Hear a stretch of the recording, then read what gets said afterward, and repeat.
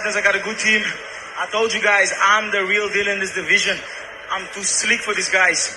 And it's not arrogance, this is just confidence.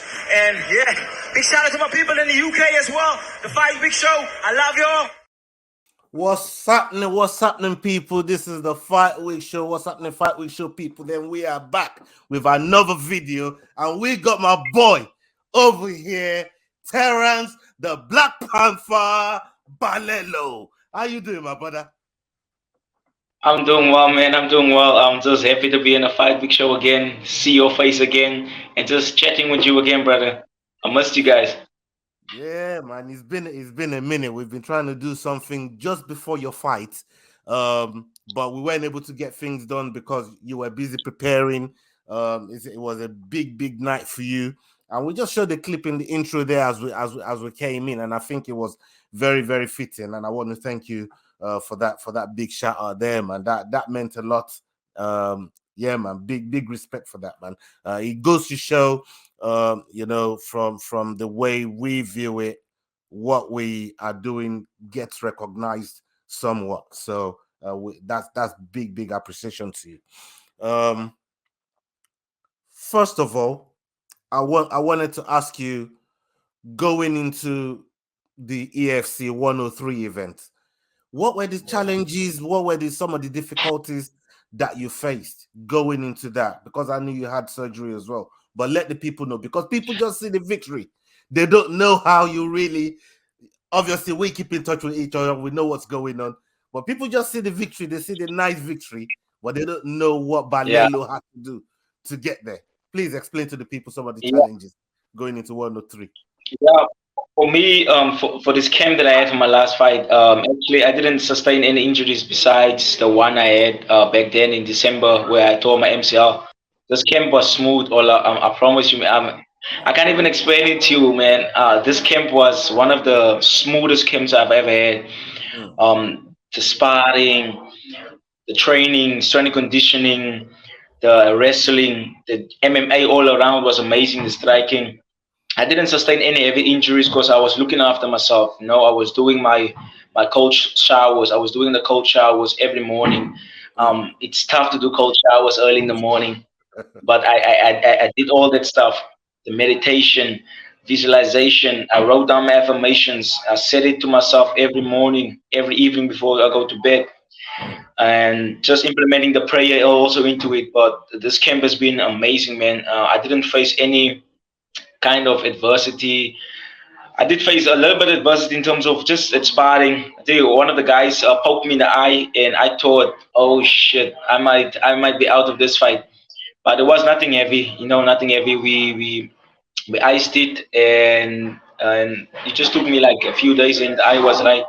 So yeah, no heavy injuries for this one. I was on point. That's good. If people can hear some of the background in the noise, that's some sparring noises there. So don't worry, my man is in the gym, almost like my man is in the gym. You know what I mean? So. Don't worry about that background noise there. That's just people probably hitting meat, hitting the heavy bag, and all them kind of things that generally goes on in a gym environment, man.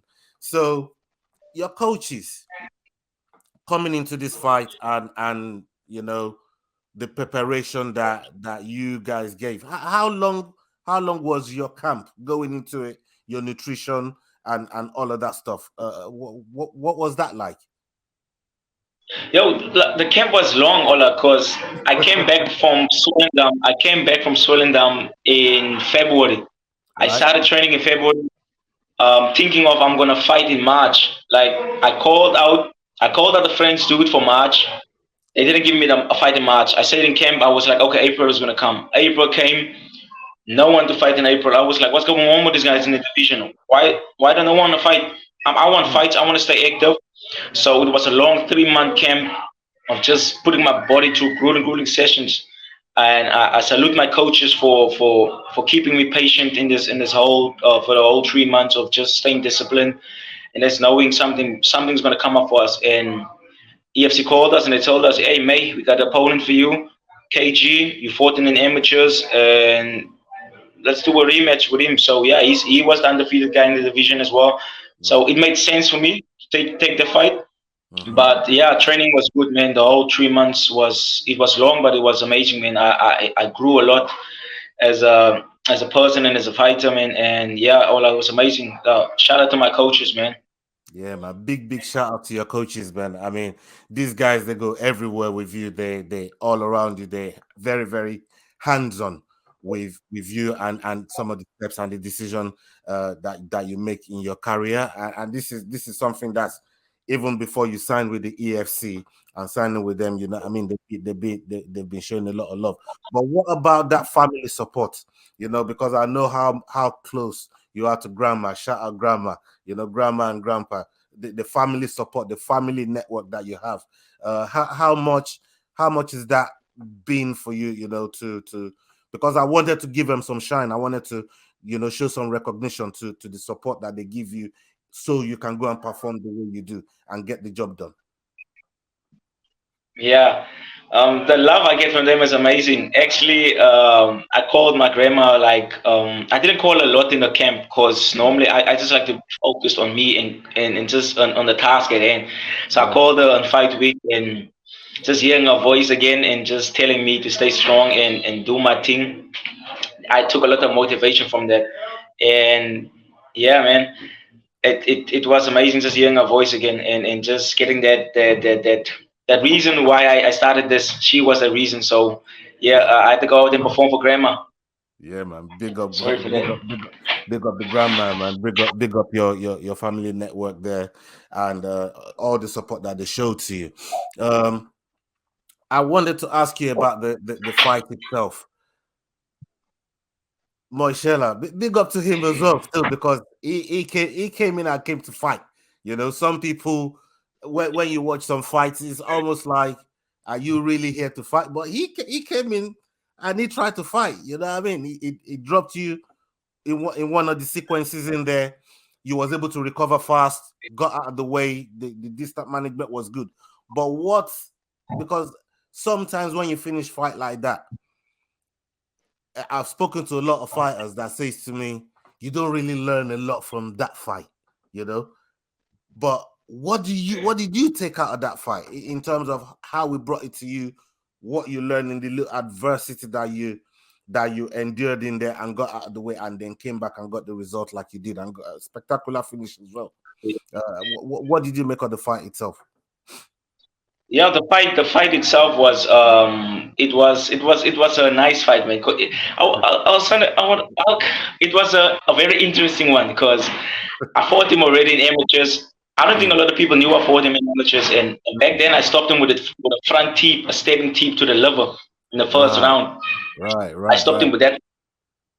In my head, I knew for a fact that hey, he's gonna be cautious for that front teep to the liver again, and I just had to get in his head, man, because he's a nice guy, to be honest. He doesn't talk a lot, so it's hard to change on guys like that. Because I made my debut in September last year, and I saw him at the event. We won the same card, and I talked with him, and I was like, he's such a nice guy, man. I can't. If we fight one day, I'm not gonna go crazy on him. Like I'm not trying to play mental games with him, but at the weigh-ins, I was like, yo, this guy is gonna come here to rip my head off tomorrow night. I had to get in his face and make him know that he's with me now. And that's what I told him. I told him, you with me now. This is a different level. Just to get him a little bit frustrated, and it happened, man. And even when I did the Leon Edwards thing, I shot at him, and I could see that he's pissed off at me, and he just wanted to rip my head off. So, but yeah, shout out to him. And I take a lot. I take a lot from this fight, Ola, because I'm gonna say you need to grow. You need to grow. You need to improve. And now I know what to do next time when I step in there. I have to be. I just have to adjust. That's a key thing. Like the same way I did in all my fights I had now as a professional. All 4 fights, I fought adversity the first few seconds of the fight, and I came back. It just shows my IQ was high, and I'm different, man, from these guys. Like I told you guys, I'm not just saying it, but I truly am different from these guys. I know how to adjust and adapt to situations. After that last flurry that he threw, and he got a little bit tired. I saw him get tired. He did something. He took a deep breath, and I was like, "Oh, I'm gonna get him. I'm gonna get him." So I touched that calf up again. That Checo landed. He didn't respect me because when they see me, Ola, when you look at me, he's just a nice guy, a good-looking guy, talks well on the mic, but they don't know I can fight. That's the thing. So they overlook me. So I feel like that's what happened, and they overlooked me, and I caught him clean. But nothing but respect to KG. He came to fight, but yeah, it is what it is. It's my time now, man. Yeah, man. Big up to KG. Big up to yourself for giving the fans, because really and truly, it's us fight fans, the fans that were that really watch that, and there's quite a few people over here in the UK that tuned in because of our show, and just wanted to watch you fight, because we know how much of an exciting fighter you are. But I don't just want to just blow smoke up your ass, because over here, you know what my thoughts are, right? But what would you say to some of your critics that think you have a hole in your game, because some of them have seen some of your fights and they think you can get touched and you might not see the other end of that round? What would you say to some of those critics that say you're hittable, people can get to you, you have that chink in the armor? What would you say to those guys? I would say to them, it's a fight at the end of the day, because if you're gonna get punched in the face anyway, you sign the contract to get punched in the face anyway, But I'm just too slick, Ola. Like I told you guys from the get go, my movement is just on another level for these guys. I'm dynamic in there. I got the high IQ. I see these shots from miles away, and I can see these guys load up. The thing is this with them, instead of using technique and fight a proper fight, they just come in and try to brawl and just trying to get out of there quickly as possible. With me, it's different. I like to be under those bright lights. I like to be there. I'm comfortable in the under the bright lights, and just perform for the fans and put up a nice fight. That's me. So yeah, I'm gonna get punched in the face, and I get punched in the face all the time in sparring. So yeah, it is what it is. No, when I land on them, it's different. All they fall. They land on me, I recover, and I'm back at it. So yeah, it is what it is. They can try to teach me. Hey, critics, that's for you, William. You know who you are. This one's for you, yeah. I asked your question to Terence, and now you got the answer from the horse's mouth. Now I want to switch gears with you, right? You've been trying to look for a fight before you even got this Moitshela fight, and the commentator on the day that gave you the interview, they dropped a name, Zulu Boy, and it seems like it's something that you're kind of interested in. But the thing for me is, because of the streak that you're on now, I personally feel, and this is based on the system that EFC operates in, I personally feel you're not too far from being a title contender. Maybe I feel like maybe 1 or 2 fights away. Seriously, especially the way, if you're moving the trajectory that you're moving and finishing fights in the exciting manner that you're finishing them, I don't think you're too far away from it. What's your plan? What's your trajectory, if you like? What does the next, say, 8 to 12 months? What does that look like? So the next, like you said, Ola, they wanted me to fight. They came at me with the Zulu boy from. I just finished the fight, and they came with me the Zulu boy name. The thing is, I asked Graham. I told Graham, check here. I told him I'm the real deal, man, and I hope you can see it now. Let's get to work and get into the UFC. And he told me I gotta fight Zulu boy first, and then I get the title shot. Okay. Let's go back. Even before the KG fight happened, UAE offered me to fight Zulu boy. Right. UAE Warriors offered me to fight Zulu boy, and that was February. And I told them, listen, I'm not gonna fight Zulu boy on the international scene. And much respect to Zulu boy and what he has done in the sport as in MMA and the EFC, former champ. I'm not gonna fight him there. I'm not gonna go over, fly to Abu Dhabi and fight the SA guy. Give me international guy.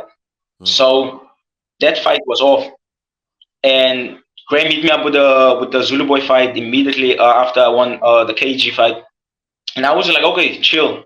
I'm chilled with it, Let's see how it goes. Let's see how it goes.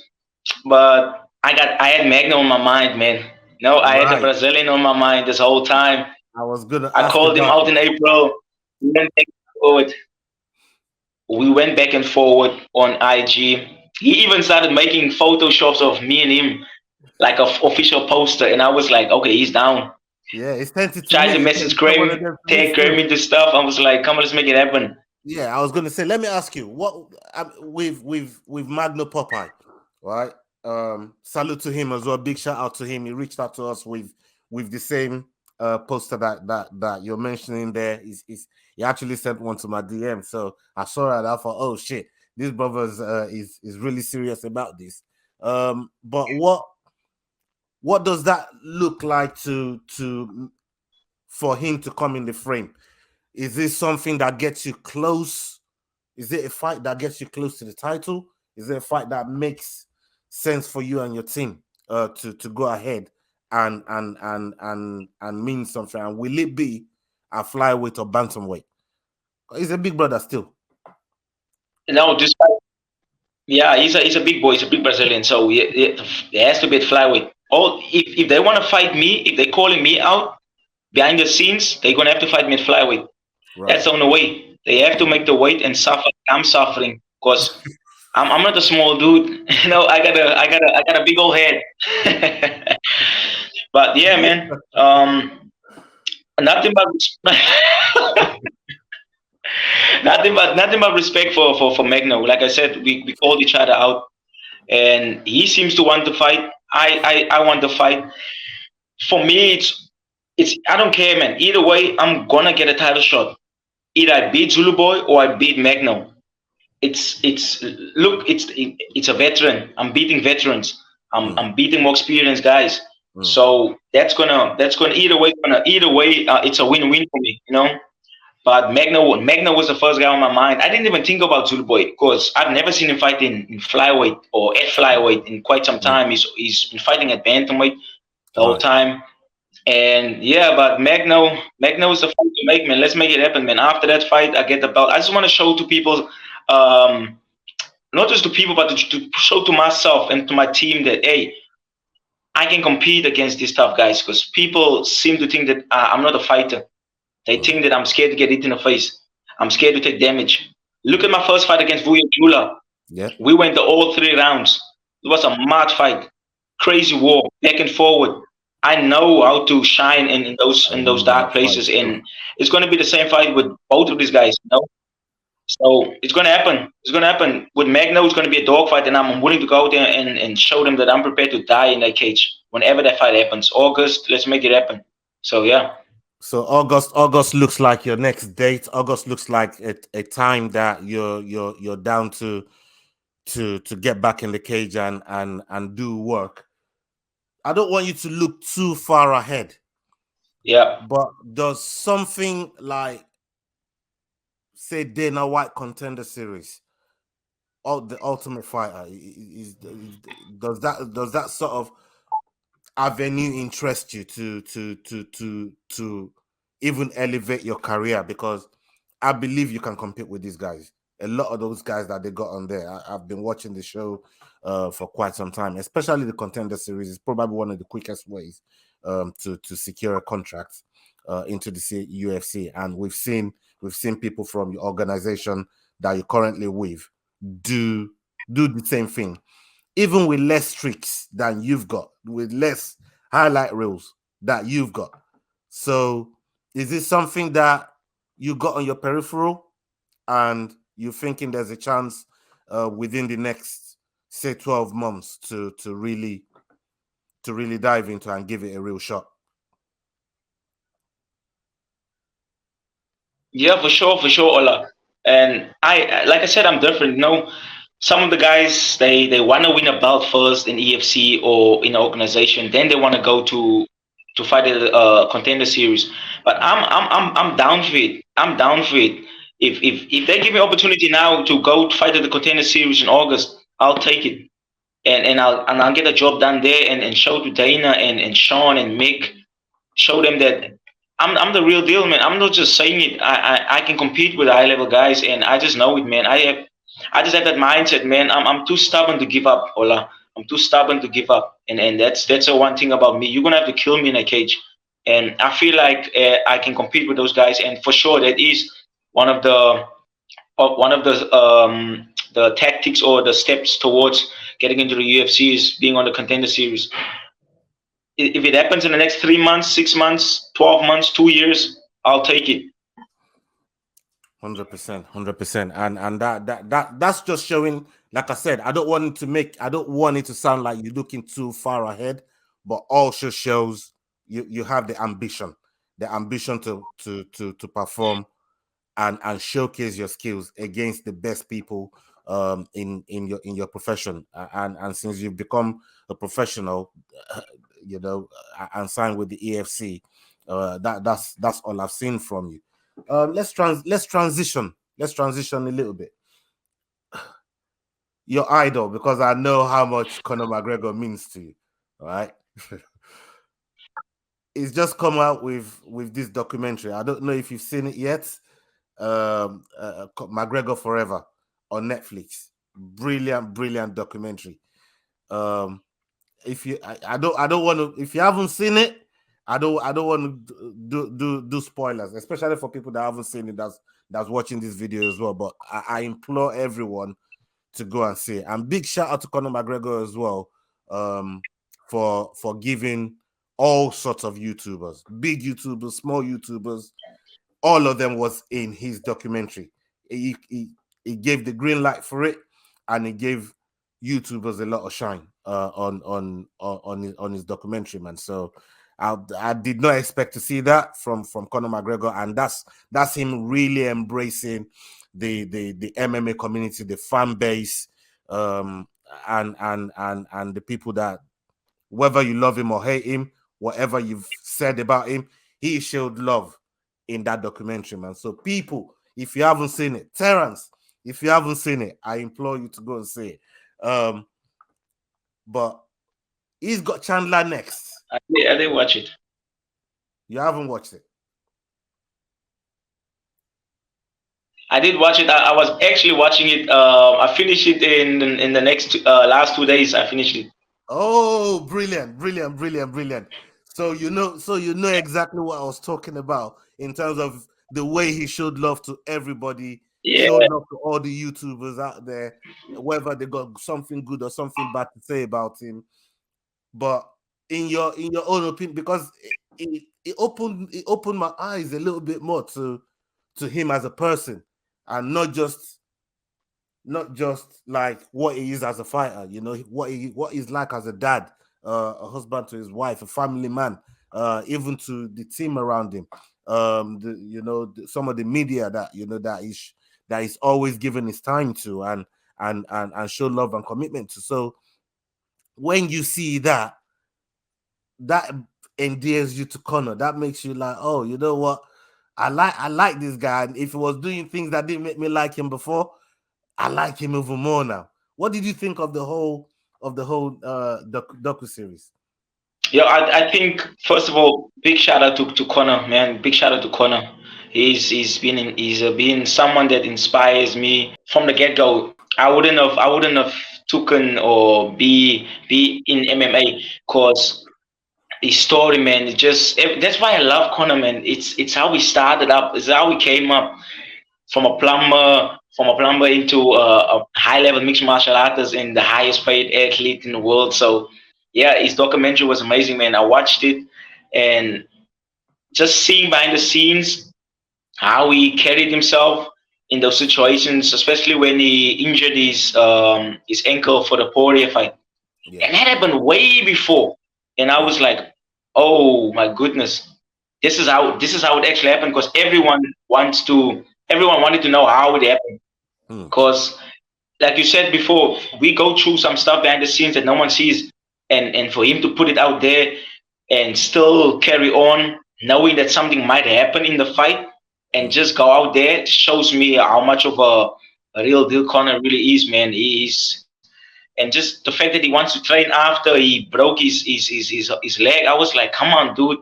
You're already asking the doctor, when can I get back in the cage and fight again? It just shows he's an amazing person, man. Conor is special, man. Shout out McGregor. I wouldn't ask you who do you want to win this fight between him and Chandler, because like I said, I know you love Conor like that. But when you look at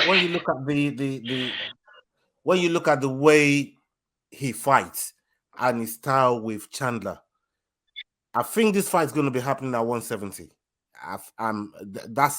That's where it looks like it's going to be happening. How do you see this fight happen? Because Chandler, he only has one gear.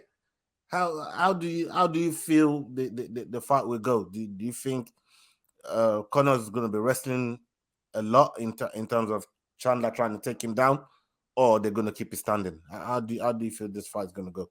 I see Conor locked in this one. I think Conor might take Chandler out first or the second round, because Chandler comes at you with a high pace. He does very explosive stuff. No, he's a high level fighter. I get it. He's in the UFC already. People is gonna maybe show hate at me now for saying this, but that's Chandler. Look at his last fight. He just comes out and almost like with no game plan, but he has a game plan. But he just starts swinging at you. Do explosive stuff that wears on his gas tank. And I think if he does that with Conor, comes in reckless the way he came in against Kgaugelo, he might get pieced up like he did against Poirier. So Conor might piece him up also like that. So yeah, I think Conor takes this one for sure.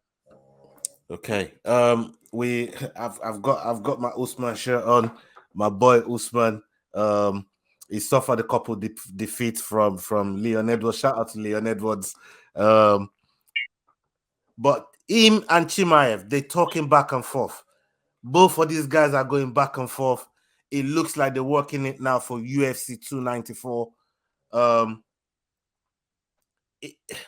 Again, Dana doesn't like this fight anywhere else other than 170.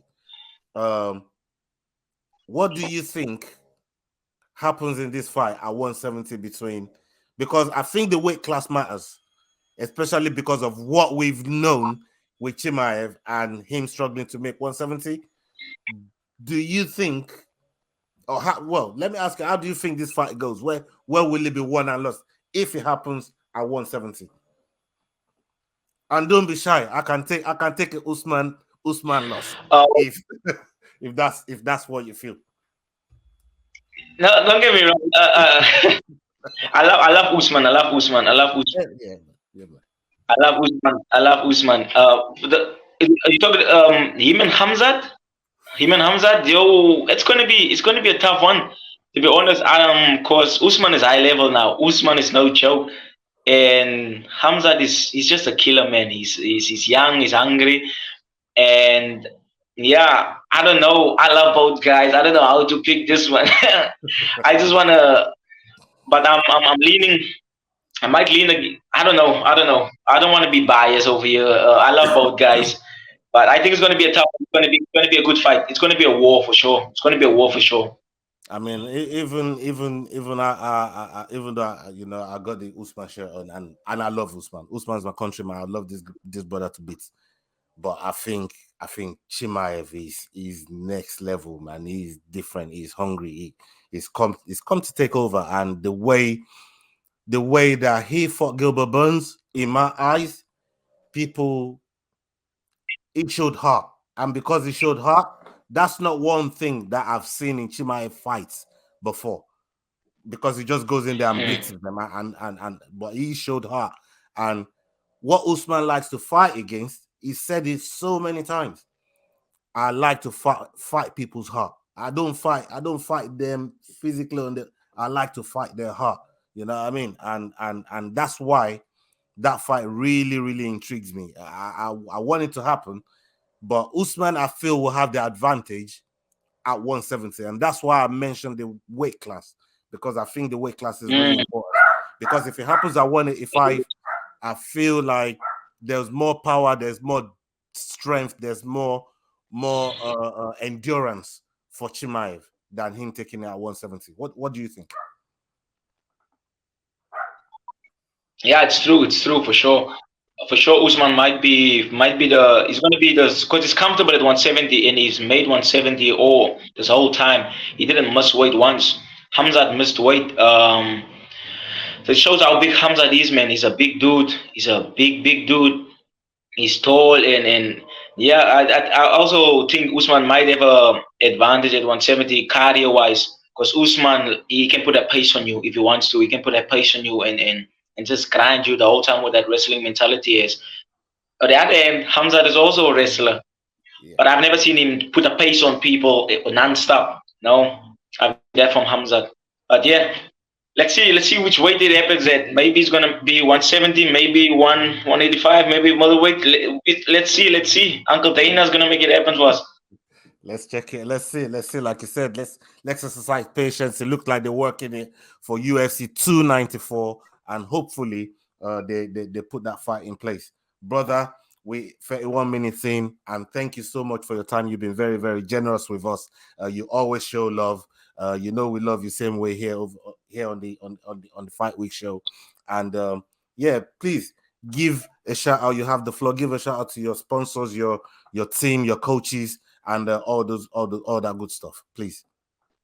Yeah. So yeah, once again, thank you all for having me on the show, man. I appreciate you guys. I love you guys, and you guys have showed me love from the get-go, and I appreciate it so much. I love you guys for sure.